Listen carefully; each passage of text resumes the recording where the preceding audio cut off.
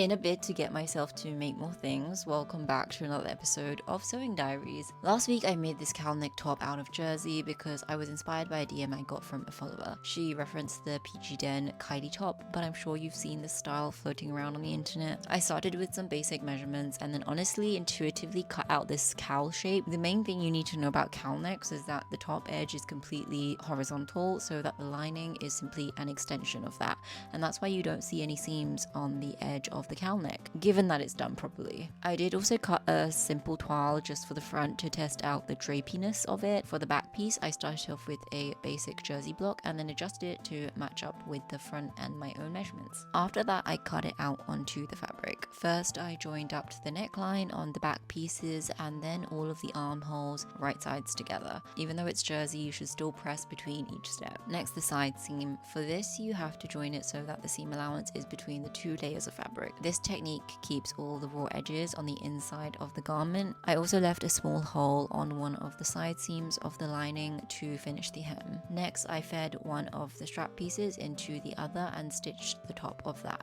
And the last step, which is the hem. If you were confused about this in the tube top tutorial, I'm going to try and explain it better here. You want to imagine the hem seam allowance is going to be pointing to the inside of the garment. Pin this in place if you need to. Then you pull that seam allowance through the hole in the lining and then follow the hem across, pinning as you go, connecting the outer seam allowance to the lining seam allowance. Usually I have to do this in 2 steps, so pull through the hole so as far as you can go and then pull it back out to the right side and then repeat the steps and sew the other part of the hem. I know it sounds confusing, but you just have to try it, and trust me, this was a really fun project to make. I want to do a pattern notes out of this, but once I started to make it, I realized it was going to be a bit more complicated to explain to a beginner sewer. But if you still want me to make one, I will. Or maybe you just prefer to buy this pattern, you can let me know.